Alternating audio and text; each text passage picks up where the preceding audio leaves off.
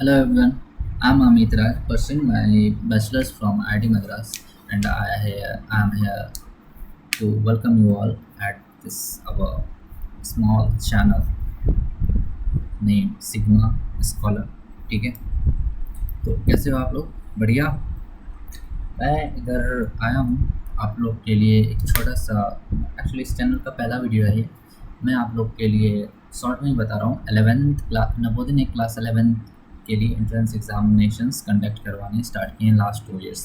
ठीक है, मैं इसी के बारे में आपको कुछ डिटेल्स बताऊँगा एंड स्ट्रैटेजी बताऊँगा कि किस तरह से प्रिपरेशन करना है। तो उस स्ट्रैटेजी से पहले तो मोटिवेशन चाहिए, तो ये रहे ये आपके मोटिवेशंस। ये पिक्चर्स दिख रहा है, नवोदय स्कूल्स की पिक्चर्स हैं। ये असेंबली हॉल है, जब सुबह सुबह जाते हो, जब नहीं जाना होता था आप लोग को। ये देख लो, ये इतना अच्छा सा रूम है, ठीक है, मस्त। यहाँ पे भाग नहीं सकते हो। चलो, आता है सवाल कि तुम्हें नवोदय क्यों जाना चाहिए। तो नवोदय इसलिए जाना चाहिए भाई, best class I would say, मतलब पढ़ाई के लिए इस लेवल में और इस क्लास में 11th एंड 12th के लिए, और फ्री में। ठीक है, बेस्ट जगह है भाई ये रहा तुम्हारा जिम, ये रहा तुम्हारा रेसलिंग हॉल, एंड ये रहा तुम्हारा ड्रामा सोसाइटी, मेडिटेशन। वाह, बैकग्राउंड देखो भाई, बैकग्राउंड इससे ज़्यादा तो बैकग्राउंड अच्छा है। ठीक है, ये देख लो, ये रहा table tennis, chess, marathon, archery, and best part जो मुझे पसंद है, लाइब्रेरी, ये रूम और ये जिम। क्योंकि मुझे यही 3 काम करना ज़्यादा पसंद है भाई। पढ़ना, बॉडी पे ध्यान देना थोड़ा, ठीक है, पढ़ना, ये तीनों मुझे ज़्यादा पसंद है। ठीक है, और क्रिकेट भी है, क्रिकेट खेलना ज़्यादा पसंद है। पार्डन में क्रिकेट लवर्स, मैंने क्रिकेट मैच का पिक्चर नहीं डाल सका यार, ना ही उसके क्लब का पिक्चर डाल सका। ठीक है, हाँ, आप में से कई महानुभाव होंगे, वो कहेंगे भाई भैया कि इससे अच्छे कॉलेज हैं 11th-12th के, तो इसमें क्यों जाऊँ भाई। वहाँ पे पढ़ाया जा सकता है, बहुत अच्छा पढ़ाया जा सकता है, मैं मान सकता हूँ। ठीक है, लेकिन सारी चीज़ें एक साथ फ्री में, वो भी नेशनल लेवल की वैल्यू है इसकी भाई, वो एक साथ नहीं मिल सकती वहाँ पे। ठीक है, इवन BHU से ज़्यादा मैं इसे प्रेफर करता हूँ, तो आप खुद समझ लो। चलो आगे चलते हैं। ये रहा नवोदय की हॉस्टल, देख लो भाई। एक्चुअली इस पे मत जाना, ये जो हॉस्टल दिख रहा होगा आप लोगों को, मेरा पेन भाग गया फिर से यार। हाँ, ये रहा मेरा पेन, थोड़ा हाइलाइटर निकालने दो मुझे, हाईलाइट नहीं करना, लेज़र निकालने दो। इस वाले पे विश्वास मत करना, ठीक है, ये सारे जगहों पे नहीं होते, लेकिन ये मोस्ट ऑफ द सेशन जगहों पे इसी तरह के होते हैं। कई जगह पे पर्सनल रूम होते हैं जिसमें 2-2 बच्चे रहते हैं, एंड बेड एंड कैबिनेट्स वगैरह इस तरह से रहते हैं, जैसे यहाँ पे है कैबिनेट्स। एंड काफ़ी सही है यार, तुम्हें पढ़ने के लिए जगह दिया जा रहा है, यहाँ नहीं पढ़ना है तो लाइब्रेरी जाओ, कैबिनेट दिया गया है, पंखा वगैरह सबके लिए लगाया गया है मस्त। इतना अच्छा तो प्राइवेट हॉस्टल्स में नहीं होते हैं। अब आते हैं ये एग्ज़ाम पैटर्न पे बात करते हैं। ठीक है, उससे पहले मैं बता दूँ, इस एग्ज़ाम के लिए रजिस्ट्रेशन का लास्ट डेट 30 अक्टूबर है, मतलब जब ये 30 अक्टूबर को वीडियो अपलोड होने वाली है, तो उस दिन। ठीक है, एग्ज़ाम डेट है 8 फरवरी को। इसका रिज़ल्ट आने वाला है मई और जून में, या तो लास्ट एंड ऑफ मई और फर्स्ट वीक ऑफ जून होना है। ठीक है, रिज़ल्ट कहाँ रहेगा, वेबसाइट पे, या DEO के ऑफिस में, या DM के ऑफिस में मिलेंगे, डिस्ट्रिक्ट्स में।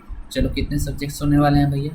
5 सब्जेक्ट्स होने वाले हैं। Mental ability, English, science, social science, mathematics. ठीक है, टोटल 100 क्वेश्चन पूछे जाएंगे, 100 मार्क्स के होने हैं और 2.5 घंटों के होने हैं। इस पर मत ध्यान देना, ठीक है, ये नहीं चलने वाला, इसे स्ट्रैटेजी से काम नहीं चलने वाला एग्ज़ाम, क्योंकि यार देखो, मैथमेटिक्स और मेंटल एबिलिटी टाइम टेकिंग होने वाला है। ठीक है, मैथमेटिक्स पर्सनली टाइम टेकिंग होने वाला है, मेंटल एबिलिटी चलो तुम लोग फाड़ो इंसान हो, तो चलो मेंटल एबिलिटी भी नॉर्मल निकाल लोगे, but mathematics will take time. So मैं दोनों को कंसिडर करता हूँ भाई। इंग्लिश और सोशल साइंस आपको कम टाइम लेने वाला है, क्योंकि यहाँ पे याद करके जाने वाली बात है। ठीक है, तो इतना अच्छे से पढ़ लेना कि एंड प्रैक्टिस जो करोगे तो इस हिसाब से करना कि 10 to 15 मिनट्स का ही सारा सीन हो और बाकी बात ख़त्म हो जाए। ठीक। लेकिन ये जाते हैं 30 to 40 मिनट्स लग सकते हैं। तो आपको ध्यान देना है कि इसको भी प्रैक्टिस करते टाइम, मतलब जब प्रैक्टिस कर रहे होंगे तो 30 मिनट हाईएस्ट देना है मैथमेटिक्स और ये मेंटल एबिलिटी के लिए। एंड हम लोग जब मार्क्स लगाएंगे तो इस बात का ध्यान दीजिएगा कि भले ही 2 घंटे 2 आवर एंड 30 मिनट्स के हैं, तो आप ये मत सोचिएगा मस्त आराम से जाएंगे। भाई एग्ज़ाम हॉल में बैठते ही तो तुम लोग के आधे घंटे ऐसे ही बर्बाद हो जाएंगे, क्योंकि तुम लोग ऐसे ही डर जाओगे, डरपोक लोग। ठीक है, तो आप लोग ध्यान दीजिएगा कि 1 hour and 30 minute 1 hour 30 minute to 2 hour का टाइम स्लॉट लेके मॉक टेस्ट दीजिएगा। शुरुआत में नहीं देना है, लेकिन हमें हाँ एग्ज़ाम से पहले ये पेपर का कैपेबिलिटी बनाना है कि 2 घंटे के अंदर हमारा पेपर ख़त्म हो जाए।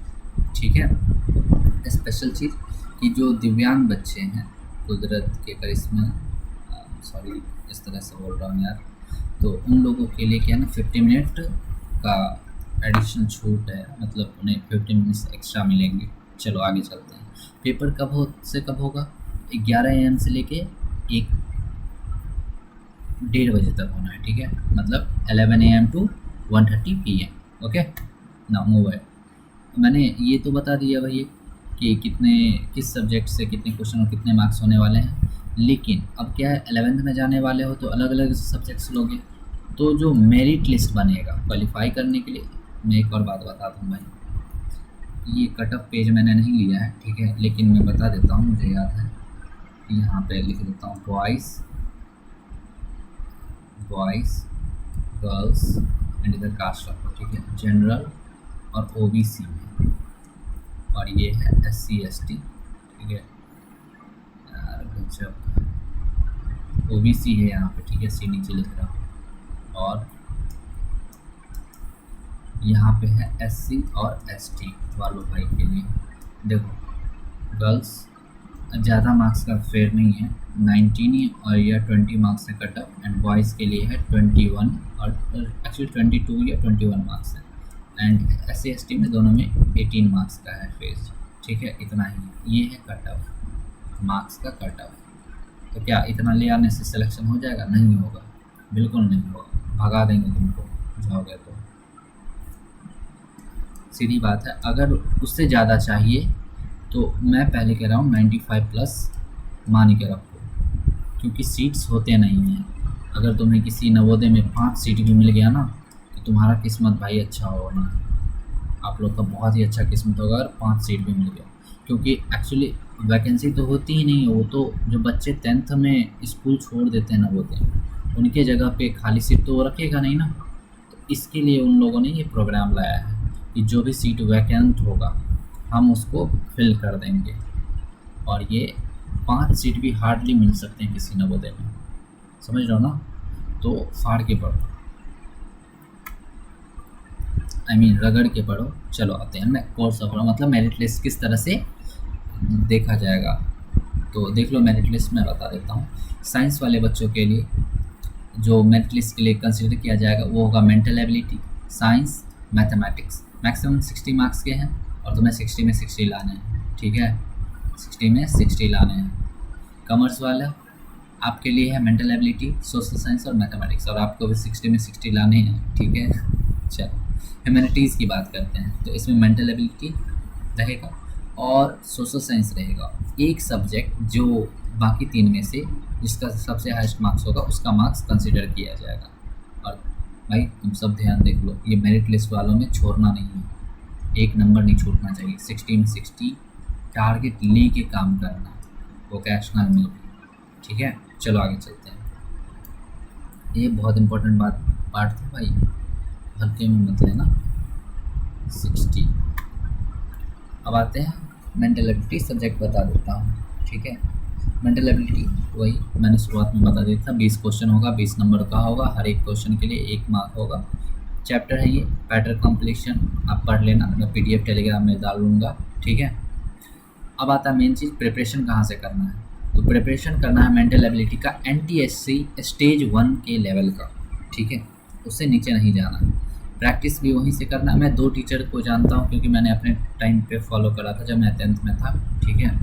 तो मैंने मैग्नेट प्रिंस का फॉलो करा था और अजय सर का करा था। ज़्यादातर मैं अजय सर का देखा है, बट मैं पहले ही एक बात बता देता हूँ, अजय सर भाई प्योर कंटेंट डालते हैं, तो इनका लेक्चर थोड़ा बोरिंग हो सकता है, नो इंटरटेनमेंट, ठीक ना। मैग्नेट प्रिंस देख सकते हो, ठीक है। ये थोड़ा इजी लैंग्वेज है और ये प्योर है। हालांकि मैं तो अजय सर के फेवर में ज़्यादा हूँ क्योंकि मतलब मैं इनसे ही पढ़ा हूँ ना मोस्ट ऑफ दिस चीज़ें। ये ओलंपियाड के टीचर हैं ऊपर से भाई, देख लेना आप लोग। और अगर कोई और इधर आए होंगे तो वो भी देख लेना, और मैं देखूँगा अगर कोई और नए टीचर्स आए हैं तो मैं उनका बता दूँगा, ठीक है। चलो आगे बढ़ते हैं। अब आती है इंग्लिश। इंग्लिश 2 पार्ट में बटी है, एक तो ये आपका पैसेज वाला और दूसरा बटा है सेक्शन बी है ग्रामर वाला, ठीक है। ये देख लो इसमें क्या होना है। हाँ ये लिखा हुआ है तो ये मत सोचना कि मतलब कहाँ से चिप के लाया हूँ, ये मेरा बनाया हुआ है भाई। और मैं इससे पहले रिकॉर्ड कर रहा था लेकिन यार एक्चुअली मैंने पूरा लिख तो दिया, कैमरा ऑन नहीं करा था, ठीक है। तो गड़बड़ हो गई, अभी फिर से रिकॉर्ड कर रहा हूँ।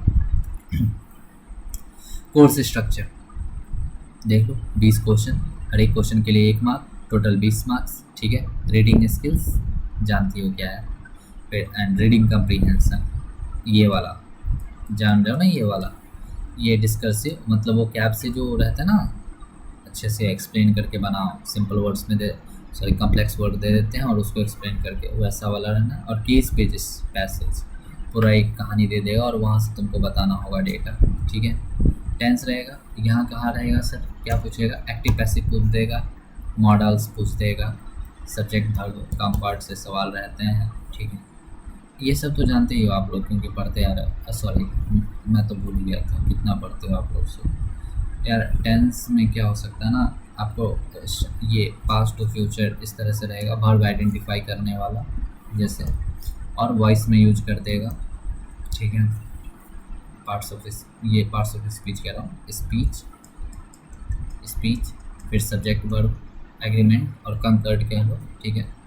Speech commands and request identify type से सवाल रहते हैं, क्वेश्चन टैग्स से रहते हैं, डिटर्मिनर रहते ही हैं, स्पेलिंग और सिंटैक्स के सवाल होते हैं। अब आता है कि प्रिपरेशन कैसे करना है। अब तक तो प्योरली नहीं पढ़े हो, मतलब अब तक मैं जानता हूँ क्योंकि मैं भी तो 10th से निकल के आया हूँ, तो मैंने खुद भी ये करामत करें और मेरे दोस्तों ने तो खूब करे हैं। मैं बता देता हूँ भाई, देख प्योर कंटेंट पढ़ना है 10th सिलेबस का।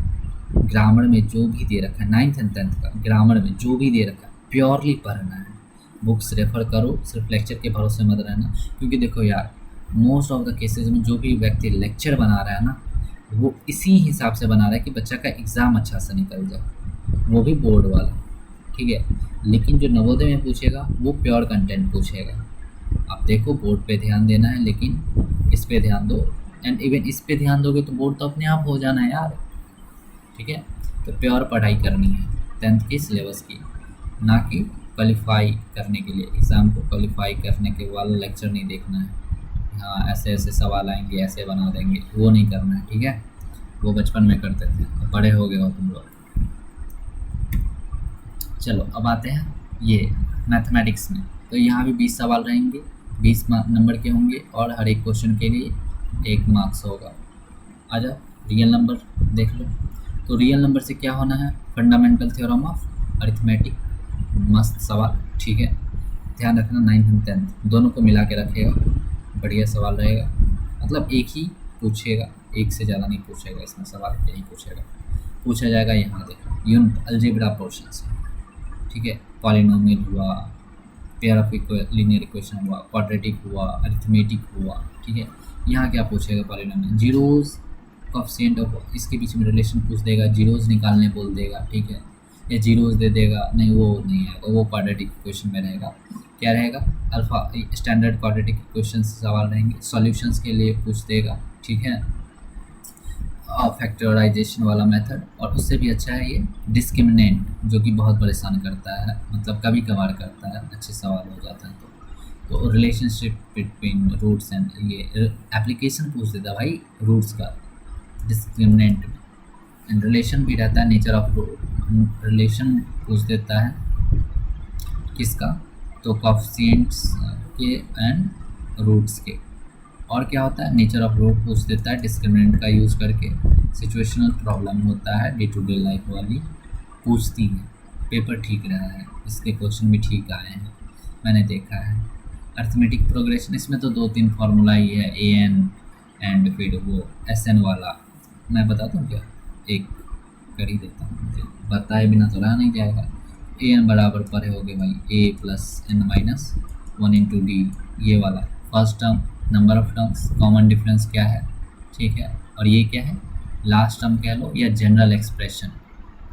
लास्ट टर्म भी यही होता है, याद रखना किसी भी एपी का, और जनरल एक्सप्रेशन बेसिकली फॉर्मूला है। और एक आता है एस एन, वो होता है n/2, ठीक है, n/2 2a plus L last term, या क्या कह सकते हो n/2, ठीक है, a प्लस में, अरे ये 2a नहीं है भाई, a है, a प्लस एल, और एक है 2a plus n-1 into T, ठीक है, ये वाला फॉर्मूला। और एक और बात होता है, ये नंबर ऑफ टर्म जानने वाला। ये तो जान गए भाई कि a1 होगा तो जो भी वैल्यू आएगा वो बन जाएगा भैया, ठीक है, उस तरह a2 निकाल लेगा। लेकिन ये एसएन में ना थोड़ा फेड है। अगर आपको एसएन निकालना तो ये आता है एसएन, ये क्या कहते हैं, एसएन माइनस एस, ये रुक जा मिटाने दो इसको, अबे यार मिटाना था यार। ये चीज़ मैं बताता हूँ, एक minute, give me 1 minute. S N minus S n-1 करोगे तो वो जो देगा ना ए एन देगा। कैसे होगा मैं बताता हूँ, देखो एस एन का मतलब क्या है, शुरुआत से समझो। अगर फर्स्ट 2 टर्म्स को जोड़ोगे तो क्या होगा, a1 प्लस a2, और वो क्या होगा s2 के बराबर। उसी तरह थर्ड टर्म्स 3 टर्म्स जोड़ोगे फर्स्ट, यहाँ पे नहीं होगा, फर्स्ट 3 टर्म्स जोड़ोगे तो क्या बनेगा, a1 plus a2 plus a3 जो देगा s3 देगा। अब निकालो जरा s3 माइनस s2, क्या होगा, क्या बचेगा, लास्ट में तो a3 ही बचेगा ना। तो यहीं से फॉर्मूला डिराइव होता है। तो जब भी ऐसा रहे ना कि एस एन दे रखा हो तो यहाँ से टर्म भी निकाल सकते हो एपी के। पढ़ा क्यों रहा हूँ मैं, डिस्कस करने हैं। चलो ये कोऑर्डिनेट ज्योमेट्री की बात करते हैं। कोऑर्डिनेट ज्योमेट्री में ग्राफ्स रहेंगे, ज्योमेट्री वाला पोर्शन आपका सबसे अच्छा होने वाला है, यहाँ से सवाल अच्छे रहेंगे। इसलिए मैं पर्सनली कहूँगा आर.डी. शर्मा और एनसीईआरटी एग्जाम्पलर को फॉलो करना प्रैक्टिस के दिनों में। ट्रायंगल और सर्कल परेशान करते हैं। चलो ट्रिगो, अच्छे सवाल रहते हैं, यहाँ से 2-3 पूछ देंगे, हाइट एंड डिस्टेंस से और आइडेंटिटी का, इवन यहाँ से भी रहेगा। एक्चुअली इसका यूज़ तो यही हो जाएगा, तो ट्रिगो आइडेंटिटी और हाइट एंड डिस्टेंस मेन है। आते हैं area related to circle, mensuration पढ़े हो ना, वही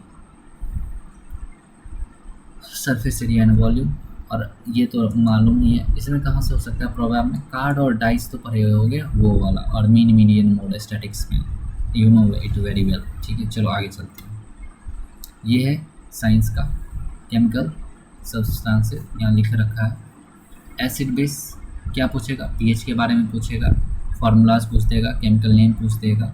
metal non metal, properties of metal पूछ सकता है, रिएक्टिविटी सीरीज पूछ देगा, फॉर्मेशन ऑफ आयनिक कंपाउंड के बारे में पूछ देगा, ठीक है। कार्बन में क्या हो सकता है, 2 सवाल रखता हूँ मैं, एक तो कोवैलेंसी और दूसरा नोमेनक्लेचर। ये इंपॉर्टेंट पार्ट है, टॉपिक है, तो यहाँ से सवाल तय है आना। अब आते हैं बायोलॉजी में, तो लाइफ प्रोसेस में टॉपिक दे रखा है न्यूट्रिशन, रिस्पिरेशन, ट्रांसपोर्टेशन, एक्सक्रीशन, ठीक है। और एक चीज़ भूल गया था, फोटोसिंथेसिस, भूलना मत इसको, ठीक है। कंट्रोल एंड कोऑर्डिनेशन क्या होगा, हार्मोन्स के बारे में पूछेगा, रिफ्लेक्स एक्शन, ठीक है, क्या यही रहना है सवाल। रिप्रोडक्शन में क्या होना है, रिप्रोडक्टिव हेल्थ होना ही है, फिर सेक्सुअल रिप्रोडक्शन से कुछ पूछ देगा। एंड ये मेथड ऑफ फैमिली प्लानिंग से सवाल आते हैं ठीक है, जानते ही हो। आते हैं हेरेडिटी एंड इवोल्यूशन। मेंडल चाचा को मत भूलना, इन्होंने जो नंबर वाला टेबल दिया था उसे बिल्कुल मत भूलना, ठीक है। और फिर सेक्स डिटर्मिनेशन का सवाल।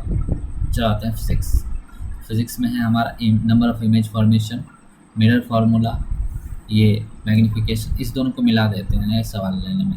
फिर रिफ्रैक्टिव इंडेक्स ये रहते हैं अच्छे। यहाँ से तो सवाल आते ही हैं भाई, मोस्ट ऑफ द केसेस में बोर्ड में भी आते हैं, आना ही है और इधर भी आएगा। फिर आते हैं ये लेंस फार्मूला और मैग्नीफिकेशन मिक्स करेंगे या पावर ऑफ लेंस मिक्स कर देंगे ये लोग। और डिफेक्ट्स पूछ देगा भाई कौन सी बीमारी में कौन सा उसका सॉल्यूशन होगा, या पूछ देगा कि कोई मायोपिया तो इसमें क्या होता है, पर्सन को क्या होता है, पास की चीज़ें नहीं दिखती हैं, दूर की चीज़ें नहीं दिखती, ऐसे करके कुछ। ठीक है, चलो। और ये होता है प्रिज्म और डिस्पर्जन के सवाल। यहाँ देख लो, प्रिज्म से और डिस्पर्जन ऑफ लाइट। मैंने ये लाइट का फॉर्मूला बताया, विबग्योर। जो लाइट स्प्लिट होता है तो क्या बनाता है, तो रेड बनाता है सबसे ऊपर, फिर orange, yellow, green, blue, indigo and violet. याद करने का तरीका है नीचे से ऊपर की तरफ विबग्योर, वायलेट, इंडिगो, ब्लू। ठीक है, पहले आएगा सबसे नीचे आएगा वायलेट, फिर उससे ऊपर इंडिगो, फिर ब्लू, फिर ग्रीन, फिर येलो, फिर उससे ऊपर आएगा ऑरेंज और फिर सबसे ऊपर आएगा रेड। ठीक है, आज इफेक्ट ऑफ करंट देख लो। इसमें क्या होगा, ये करंट इलेक्ट्रिसिटी पहला चैप्टर, ओम्स लॉ, रेजिस्टेंस से सवाल जरूर रहते हैं। एंड एक्चुअली मैं कहूँ ना डायरेक्ट नहीं रहेगा, रेजिस्टेंस, रेजिस्टिविटी और ओम्स लॉ इस तीनों को मिलाएगा और फैक्टर्ड वाले यहाँ से सवाल, इसको मिक्स करके सवाल देगा पक्का। इसमें क्या हो सकता है, अगर सवाल देगा तो क्या करेगा, एक सर्किट दे देगा, उसमें क्या करेगा, रजिस्टर्स को, कुछ रजिस्टर को पैरेलल, कुछ को सीरीज में डाल देगा, बोल देगा रिजल्टेंट रजिस्टर बता दो, रेजिस्टेंस बता दो। ठीक है, और हीटिंग इफेक्ट से सवाल आ सकते हैं। ठीक है, चलो। मैग्नेटिक फील्ड लाइन के प्रॉपर्टीज़ पूछ देंगे, कंडक्टर के प्रॉपर्टीज़ पूछ सकते हैं, और क्या सोलेनॉइड में मैग्नेटिक फील्ड का स्ट्रेंथ पूछ सकते हैं, फोर्स का डायरेक्शन पूछ सकते हैं। फिलहाल तो यही है तुम्हारे लिए, फ्लेमिंग लेफ्ट हैंड का रोल करके डायरेक्शन बताओगे। ठीक है, यू नो। एंड ये थोड़ा इंपॉर्टेंट है, फ्रिक्वेंसी पूछने, पानी पीने दो यार।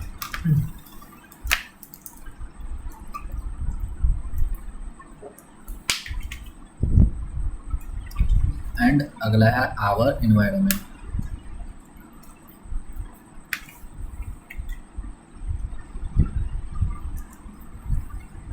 आवर एनवायरनमेंट से तो ये तो बेसिक वाला सवाल है, यहाँ से एनिमल रिलेशन वाला, बायोडिग्रेडेबल मटेरियल्स वगैरह के बारे में पूछ देंगे कि कौन है कौन नहीं है। चलो, ये सोशल साइंस का है, 20 question, 1 mark for each, 20 marks overall. ये रहा हिस्ट्री के चैप्टर्स एंड इम्पॉर्टेंट टॉपिक्स जहाँ से सवाल ये पूछेंगे, इन्होंने पहले ही बोल दिया और पूछेंगे भी। ठीक है, नेशनलिज्म इंडिया में देख लो, फर्स्ट वर्ल्ड वॉर है, Khilafat and non cooperation movement, differing standards within the movement, towards civil disobedience, sense of collective belonging section. तो इस सब के लिए तो मैं कहूँगा एनसीईआरटी पढ़ो। एसएसटी के लिए, सोशल साइंस वाले पार्ट के लिए आप एनसीईआरटी को प्योरली फॉलो करो। जय एनसीईआरटी, इसके बाहर कुछ नहीं। एंड बहुत अच्छा होगा अगर आप ओल्ड एनसीईआरटी को पढ़ रहे हैं तो। ठीक है, ओल्ड वाला नहीं है तो क्या ही कर सकते हैं, न्यू वाला ही देखेंगे। ठीक है, क्योंकि ओल्ड में काफ़ी अच्छी चीज़ें हैं। चलो आगे, एज ऑफ इंडस्ट्रियलाइजेशन, कोई बड़ी टेंशन वाली बात नहीं है। ठीक है, कि ओल्ड नहीं है तो न्यू से नहीं होगा, जो न्यू वाले में है वही पूछेगा ना, क्योंकि वो भी तो सीबीएसई से एफिलिएटेड है, तो सीबीएसई नहीं तो रहा है ना, सेंट्रल ने ही तो रहा है ना। सो चलो आगे, एज ऑफ इंडस्ट्रियलाइजेशन के टॉपिक्स दे रखे हैं। अब आते हैं ज्योग्राफी में, ये रहे कुछ अच्छे land use pattern in India, land utilization, land के रिसोर्सेज क्या हैं। ठीक है, कंजर्वेशन मेजर्स, लैंड डिग्रेड हो रहा है, ये सब मिनरल्स के बारे में पूछ देंगे। फॉरेस्ट लाइफ, क्यों फॉरेस्ट को कंजर्व करना है, कैसे करना है, ये सब सवाल होने वाले हैं। Water reserve resources. ठीक है, चलो आगे ये सब देख लेना। मैं ये इसका पीडीएफ जो है ना टेलीग्राम पे डाल दूँगा, टेलीग्राम पे इसके पीडीएफ होने वाले हैं। एंड इवन इसका ऑफिशियल जो जेएनवी के द्वारा आया है वो भी रहेगा। ठीक है, चलो आगे चलते हैं। ये सब है, देख लो। ये है कि जो मैंने स्ट्रेटेजी बताया था बट रिकॉर्डिंग बंद हो गई थी। देखो अभी तक तो हो गया कि हाँ भैया आप भी बाकियों की तरह आके ज्ञान दे दिए, बाकी करना क्या है, मतलब आप कुछ करोगे क्या हमारे लिए? तो हाँ मैं कर सकता हूँ, हालांकि ठीक, हाँ बिल्कुल करूँगा यार। हालांकि कुछ नहीं, मैं करूँगा, ठीक है। आफ्टर छठ मतलब 15 नवंबर, छठ के बाद मैं 15 नवंबर का कह रहा हूँ, क्योंकि अभी कॉलेज का थोड़ा पेपर चल रहा है, तो इस वजह से थोड़ा बिजी हूँ, ठीक है। थोड़ा सा ज़्यादा बिजी हूँ, थोड़ा रहता तो कर ही देता ना। मैथमेटिक्स के लिए मैं कुछ लाऊंगा, एक्चुअली कुछ क्या, पूरा अच्छा से लाऊंगा। थ्योरी करवाऊंगा, एक 1 शॉट थ्योरी रखूँगा और फिर एक 1 शॉट प्रैक्टिस रखूँगा, मतलब 1.5 से 2 घंटे के सेशंस होंगे। लेकिन भाई तुम लोग को तब तक इसे बढ़िया से सब्सक्राइब कर देना होगा, ठीक है। सब्सक्राइबर्स लाने पड़ेंगे। क्यों लाने होंगे सर? यार पहली बात तो चैनल को सस्टेन तो करवाओ यार। अगर नहीं करोगे तो फिर क्या होगा? यूट्यूब को लगेगा फालतू का है, वो सपोर्ट ही नहीं करेगा। उसका एल्गोरिथम जानते हो तुम लोग, टेक के महाबादशाह प्रमोट ही नहीं करेगा चैनल को, तो फिर मेरा तो लंका लग जाएगा ना। तो अपने दोस्तों को में शेयर करो, ना मिले तो आते जाते किसी को पकड़े करवाओ सब्सक्राइब वगैरह, ठीक है। मजाक था, लेकिन दोस्तों में करो। दूसरी बात इम्पॉर्टेंट क्यों है? दोस्तों में शेयर करोगे, आपका हेल्दी कंपटीशन बिल्ड होगा, ठीक है। तो ये ज़रूरी है, उससे पहले ये देख लो। साइंस में मैं क्या करवाऊँगा, तो मॉक्स लाऊंगा लास्ट में, ठीक है। मॉक्स लाऊंगा और कॉन्सेप्ट सीरीज़ ला दूंगा, ठीक है, कि अच्छे अच्छे कॉन्सेप्ट जो हैं वो मैं ला दूंगा, ठीक है। बायो में हुए, फिज़िक्स में हुए अच्छे अच्छे कॉन्सेप्ट्स हैं, वो मैं लाऊंगा।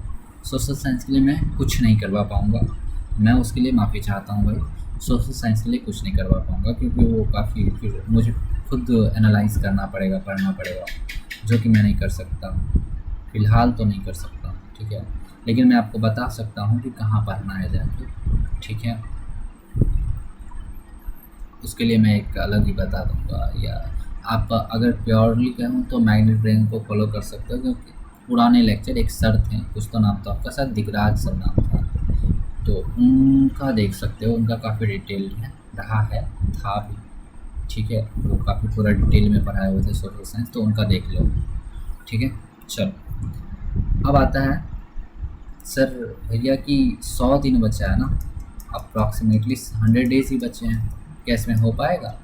और इवन बिहार बोर्ड वालों का तो 14 फरवरी से ही पेपर है, तो भाई ये बिहार बोर्ड वाले भाई लोग, तुम लोग को भी देना पेपर यार। 1 वीक का तो गैप है, और इसका प्रिपरेशन करने से तुम लोग का बहुत हेल्प होने वाला है। मैं पहले ही कह रहा हूँ, एक एक जड़ से कॉन्सेप्ट छप जाएंगे तुम लोगों में, तो बहुत फारू होने वाला है। चलो 100 डेज़ को 3 पार्ट्स में बांट रहा हूँ, 70 20 10।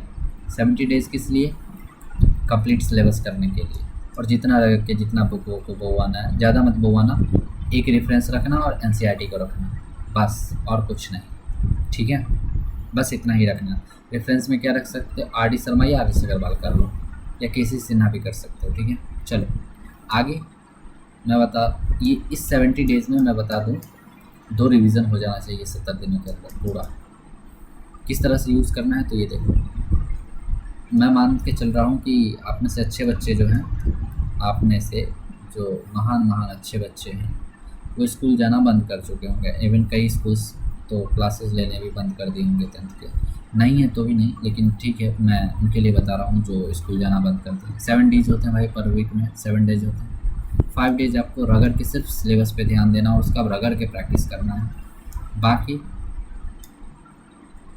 के जो 2 डेज़ हैं उसमें हाफ ऑफ द, जितना भी पढ़ोगे उसका हाफ ऑफ द पोर्शन जो है रिवीजन पे होना चाहिए। इसमें रिवीजन करो थ्योरी को, और जो भी टफ प्रॉब्लम्स थे उस टाइम पे उसको फिर से सॉल्व करो। टफ प्रॉब्लम्स जो थे उसे फिर से सॉल्व करो अगेन ऑल दोस, ठीक है। उन सबको फिर से सॉल्व करके अपना कॉन्सेप्ट बूस्ट करो, क्योंकि कॉन्सेप्ट पे धुंधला हुआ तो फिर इतना मेहनत का कोई फ़ायदा नहीं, ठीक है भाई। मैं बोल दूँ, आते हैं 20 डेज़ पे, तो भाई यहाँ पे प्योर मॉक और प्योर रिवीजन होगा, नो न्यू लर्निंग, कोई भी नया चीज़ नहीं पढ़ना है इसमें, ठीक है। बाकी के इसमें इतना अगर के कर देना है, 1 से 2 मॉक लगा सकते हो चाहो तो, एक्चुअली 1 ही मॉक लगाना, ठीक है। बाकी पूरा चीज़ रिवीजन करना, टेस्ट को एनालाइज करना है। मैं ये लाऊंगा जब लास्ट के 20 to 30 डेज़ बचेंगे, तो इसके लिए भी मैं वीडियो बना दूंगा फिर से। अब ये 10 डेज़, इसका क्या करना है वही रखूँगा, 1 मॉक प्लस नॉर्मल पढ़ाई 3 से 4 घंटों की, ठीक है, ताकि माथा चिल रहे और एग्ज़ाम में तुम लोग टेंशन ना लो, अब आता है पढ़ना कितना है, तो 10 आवर्स प्लस रखना होगा पर डे, इससे कम में नहीं चलेगा भाई। देखो यार, मज़े तुमने भी मैंने भी करा था और तुम लोग भी करोगे, चाहे कोई भी कह ले, मैं जानता हूँ, ठीक है। तो करो, बिल्कुल करो। एक्चुअली हो गया, अब मत करो, पर्व खत्म हो रहा है, रिलैक्स लो थोड़ा, जितने को कर्म करने थे कर लिए, उनको कर्मों को शोधना है, ठीक है। और ये है ऑप्शन, हाँ कि ना, इसके अलावा कुछ और नहीं हो सकता। सुन रहे हो ना? हाँ, मैं एक चीज़ हेल्प करूँगा कि आप लोगों के लिए 1 नवंबर तक मैं एक PDF बनवा के डाल दूँगा, बना के ही डाल दूँगा, मैं खुद डाल दूँगा या मेरे फ्रेंड को बोलूँगा, यानी कि जो IT पार्ट देख रहा है इसका, ठीक है, उसको बोलूँगा कि ये 70 डेज़ का एक स्ट्रेटजी बना के कि कितने दिन में कितना चैप्टर करना है, किस तरह से प्रैक्टिस करना है, क्या करना है, वो डाल देंगे, ठीक है। 70 डेज़ का आप टाइमलाइन के साथ मिला लेना कि हाँ 2 दिन में ये चैप्टर होना है तो उतना करना पड़ेगा। करोगे उसके हिसाब से तो बहुत सही रहेगा, आपके लिए बहुत अच्छा रहेगा। क्योंकि अब खुद के अपने मन से करोगे तो कितना दिन ही करोगे, 1 महीना हार्डली करोगे, फिर उसके बाद तुम्हारा माथा घूमने लगेगा, क्या करूँ नहीं करूँ, पहले वो करूँ या पहले ये करूँ। इससे बेहतर है कि मेरा सुन लो, मैंने खुद करा था इसका प्रिपरेशन एंड हुआ नहीं था उस टाइम पे, इसका एग्ज़ाम ही नहीं होता, कैंसिल हो गया था क्योंकि कोविड चल रहा था। मैंने NTSC और NSC JS का भी प्रिपरेशन करा था उस टाइम पे, तो I can definitely guide you in a better way.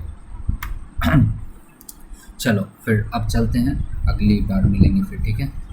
तुम लोग अपना वैल्यूएबल समय देखिए, मेरे लेक्चर को देखिए, हमारे चैनल पे, मेरा नहीं हमारा हो गया है, आगे हो तो ठीक है। इसलिए बहुत बहुत धन्यवाद भाई, ठीक है। और उन सभी का जो पहले से सब्सक्राइब कर रखे हैं, ठीक है, क्योंकि आप आ रहे हो तो चैनल का ग्रोथ हो रहा है, तो उनका भी फ़ायदा हो रहा है ना, क्योंकि चैनल ग्रोथ होगा तो ही सस्टेन कर पाएगा, वरना क्या होगा। यूट्यूब वाले तो आजकल ब्लॉग कर रहे हैं, जिस मैंने देखा है। अपने दोस्तों में शेयर करो, बाकियों में भी शेयर करो, क्योंकि मैं सबके लिए कुछ न कुछ लाऊंगा तो उनका भी अच्छा होगा, लेकिन अपने दोस्तों में ज़रूर करो। और ज़बरदस्ती जो नहीं कर रखा है, एक दिन का तो टाइम मिलेगा ही, 30 को मैं सुबह सुबह लेक्चर रह जाएगा, आपके चैनल पे आ जाएगा, ठीक है। तो अपने दोस्तों को भरवाओ ताकि कंपटीशन बिल्ड हो, ठीक है। चल तब तक के लिए बाय, ठीक है। Good luck for your preparation, now do all this and comment में करो भाई, अगर तुम मुझे कोई भी सजेशन देना चाहते हो, क्योंकि मैंने नया ये यूट्यूब पे आया हूँ, तो मुझे ऐसा आइडिया है नहीं कि क्या तुम्हारी दिक्कतें हो सकती हैं।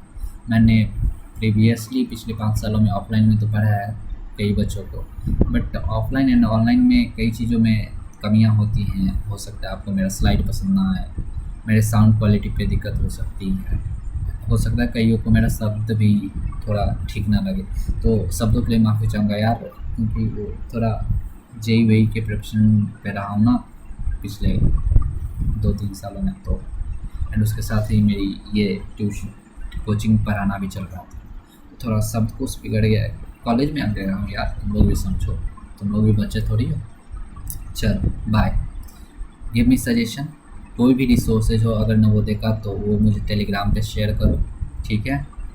लिंक आपको डिस्क्रिप्शन में मिलेगा इसका, और इंस्टा पे जब भी जाके फॉलो कर सकते हो, वहाँ पे अपडेट्स आते रहेंगे, इवन मोटिवेशनल चीज़ें भी आते रहेंगे, ठीक है। चलो बाय।